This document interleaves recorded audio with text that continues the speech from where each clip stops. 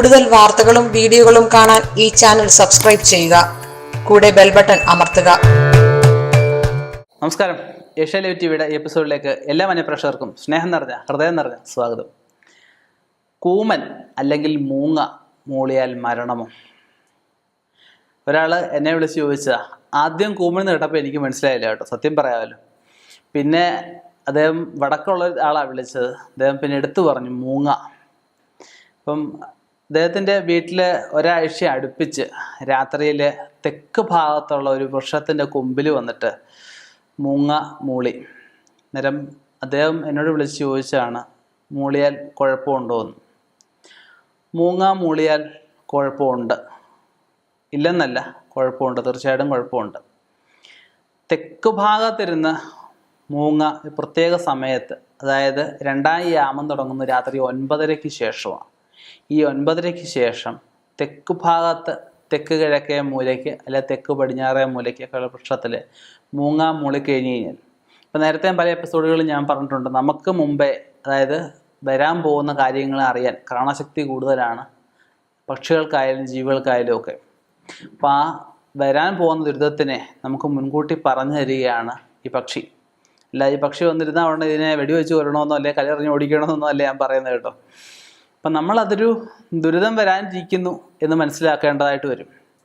സമയം കിഴക്കും പടിഞ്ഞാറും വടക്കും അത്രയും വിഷയമില്ല. കിഴക്കിരുന്നാൽ സമ്പത്ത് വരാനുള്ള സാധ്യതയായിട്ടും, വിദേശത്ത് പോകുന്നവർക്ക് ഗുണകരമായിട്ട് പടിഞ്ഞാറ് വശത്തിരുന്നാലും, അടുത്ത കാലത്ത് വീട്ടിലെന്തെങ്കിലും ഒരു മംഗളകർമ്മ നടക്കാൻ യോഗമുള്ളതായിട്ട് വടക്ക് ഭാഗത്തിരുന്നാലും, വടക്ക് ഭാഗത്തിരുന്നാൽ പിന്നെയും പറയാം അപ്രതീക്ഷിതമായിട്ട് എന്തെങ്കിലും ധനാഗമനത്തിനൊക്കെയുള്ള യോഗങ്ങളൊക്കെ പറയുന്നുണ്ട്. അപ്പം ഈ തെക്ക് 3 ദിക്ക് മാത്രം ശ്രദ്ധിക്കേണ്ടതാണ്. അതുപോലെ ചില രാത്രി സഞ്ചാരികളായിട്ടുള്ള ആൾക്കാരുടെയൊക്കെ ശരീരത്തെ ചിലപ്പോൾ മൂങ്ങ കാഷ്ടിക്കാറുണ്ട്. അതും ദുരിതമാണ് കേട്ടോ. ഈ അപകടങ്ങൾ എന്തെങ്കിലുമൊക്കെ ഉണ്ടാകാനുള്ള ഒരു സാധ്യതയാണ് മൂങ്ങ കാഷ്ടിച്ചു കഴിഞ്ഞാൽ പറയുന്നത്. വാഹനങ്ങൾ ചിലരെടുക്കുമ്പോൾ മൂങ്ങ കാഷ്ടിച്ചേക്കുന്നതാണ്. അപ്പം വാഹനം അങ്ങനെ കാഷ്ടിച്ചിരിക്കുന്ന കണ്ടു കഴിഞ്ഞാൽ ആദ്യം വെള്ളം ഒഴിച്ച് ശുദ്ധജലം ഒഴിച്ച് കഴുകുക. അതിനുശേഷം ശകലം ഒരു ബക്കറ്റ് വെള്ളത്തിൽ ഇരുന്നുള്ള ചാണകം കലക്കി ചാണകവെള്ളം തളിക്കുക. അതിനുശേഷം ഒരു ബക്കറ്റിൽ ശകലം ഉപ്പ് ഇട്ട് ഉപ്പുവെള്ളം കലക്കി വാഹനത്തിലൊക്കെ തളിക്കണം. മൂന്നാമത് പുണ്യാഹം അമ്പലത്തിൽ നിന്ന് മേടിച്ചു അതും തളിച്ചതിന് ശേഷം മാത്രമേ എവിടെയായാലും യാത്ര പോകാൻ പാടുള്ളൂ. ഒന്നും പറ്റിയില്ലെങ്കിൽ ഞാനീ പറയുന്ന പോലെ ശകലം ഉപ്പുവെള്ളമെങ്കിലും കുടഞ്ഞ് അത് കഴുകി വൃത്തിയായി കളഞ്ഞിട്ട് യാത്ര ചെയ്യാവൂ. അപ്പം നമുക്ക് ഉണ്ടാകുന്ന പ്രശ്നങ്ങൾ, ഇപ്പം അദ്ദേഹത്തിനൊരു മരണം കേൾക്കാൻ യോഗം ഉണ്ടായിരുന്നു. അപ്പം ഞാൻ അതിനുള്ള പ്രതിവിധിയും പറഞ്ഞു കൊടുത്തു. വരാനുള്ള കാര്യം വഴി തങ്ങത്തില്ലെന്നാണ്. അവർക്ക് അത് വരാനുള്ള യോഗമാണെങ്കിൽ നമ്മളൊരു തടുക്കാൻ നമ്മളാളല്ല, ഒരിക്കലും ഞാൻ ഈശ്വരൻ എന്ന് പറയും, ഞാൻ ആൾ ദൈവവുമല്ല. അപ്പം അദ്ദേഹത്തിൻ്റെ വഴിപാട് 3 ദിവസമായപ്പോൾ എന്നെ വിളിച്ചു പറഞ്ഞപ്പോൾ ഞാൻ പറഞ്ഞു കൊടുത്തു. പക്ഷേ അവർക്ക് ആ ഒരു കാര്യം അവർക്ക് ചെയ്യാൻ സാധിച്ചില്ല. അവരുടെ വീട്ടിൽ ഒരു മരണം കേട്ടു. അവരുടെ അകന്ന ബന്ധുവാണ്, എന്നാലും ഇടയ്ക്ക് അവരുടെ വീട്ടിലൊക്കെ വരുന്ന ഒരാളാണ്. അദ്ദേഹത്തിന് പൊലയുണ്ടെന്നാലും അങ്ങനെ ഒരു മരണം കേൾക്കാനിടയായി. അപ്പം ആ കൂമൻ അല്ലെങ്കിൽ മൂങ്ങ മൂളുന്നത് ശകലം പ്രശ്നം തന്നെയാണ്. അപ്പം ഇങ്ങനെയൊക്കെയുള്ള കാര്യങ്ങൾ ഒന്ന് ശ്രദ്ധിക്കുന്നത് നന്നായിരിക്കും. സമയം ഇതാണ്, സമയം കൂടി ഓർത്തുകൊള്ളുക. 2 യാമത്തിന് ശേഷം 9:30 മണിക്ക് ശേഷം ഇവിടെ നമുക്ക് കാണാൻ പറ്റാത്ത പല വസ്തുക്കളെയും കാണാനുള്ള ഈ ഭൂമിയിലെ, ഞാൻ നേരത്തെ പറഞ്ഞിട്ടുണ്ട്, നട്ടുച്ച വെയിലൊന്നുമില്ല, ഈശ്വരനില്ല, അല്ലെങ്കിൽ മറ്റേ നെഗറ്റീവ്സ് ഒന്നുമില്ല എന്നൊക്കെ എല്ലാവർക്കും പറയാം. പക്ഷേ സൂര്യൻ്റെ ഒരു വെളിച്ചം പോലും ഇല്ലാത്ത അവസ്ഥയിൽ നടുപ്പാതിരാവിലെ ആരുമില്ലാത്ത ഒരു വിജനമായ വഴിയിൽ ഒറ്റയ്ക്ക് സഞ്ചരിക്കുന്ന ഒരാൾക്ക്, ഞാൻ ഒരിക്കലും അന്ധവിശ്വാസം വളർത്തുമൊന്നുമല്ല കേട്ടോ, അങ്ങനെയൊന്നും ആരും ചിന്തിച്ച് കളയല്ലേ, ഒരാൾക്കും അങ്ങനെ ഒന്നും ഇല്ലെന്ന് പറയാൻ സാധിക്കുകയില്ല.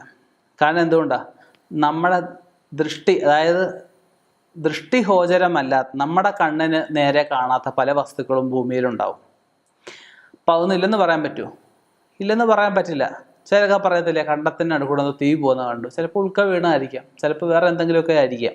അപ്പം അതെന്തും ആയിക്കോട്ടെ, നമുക്ക് കാണാൻ പറ്റാത്ത പല വസ്തുക്കളെ ഈ മൂങ്ങ അല്ലെങ്കിൽ കൂമൻ അല്ലെങ്കിൽ പല ജീവികളുണ്ട്.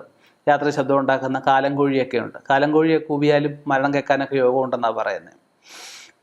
അപ്പം അങ്ങനെയുള്ള ആ ഒരു അവസ്ഥ നമ്മൾ കേട്ട് കഴിഞ്ഞാൽ, അപ്പോൾ ഒരാൾക്കെങ്കിലും ദൈവാധീനം ഉണ്ടെങ്കിൽ, ഞാൻ നേരത്തെ പറഞ്ഞിട്ടുണ്ട്, ഇത് കേട്ട് കഴിഞ്ഞാലും അതൊരു ദുരിതമാണെന്നും അതിന് പരിഹാരം ചെയ്യണമെന്നും ഒരു ജ്യോത്സ്യനെ കാണണമെന്നും ഒക്കെ നമുക്ക് തോന്നുകയുള്ളൂ. അപ്പം അത് ചിന്തിച്ച് ഉത്തമനായ ജ്യോതിഷനെ കണ്ട് അതെന്ത് ദോഷമാണോ, അത് ആർക്കാണോ ദോഷം, അത് ചിന്തിച്ച് പരിഹരിക്കുക. തീർച്ചയായിട്ടും ഇനിയും ഇതുപോലെയുള്ള വ്യത്യസ്തമായ എല്ലാവർക്കും ഗുണമുണ്ടാകുന്ന, എല്ലാവരുടെയും ജീവിതത്തിന് വെളിച്ചം പകരുന്ന അറിവുകളുമായി കണ്ടുമുട്ടാം എന്ന ശുഭപ്രതീക്ഷയിൽ നിർത്തുന്നു.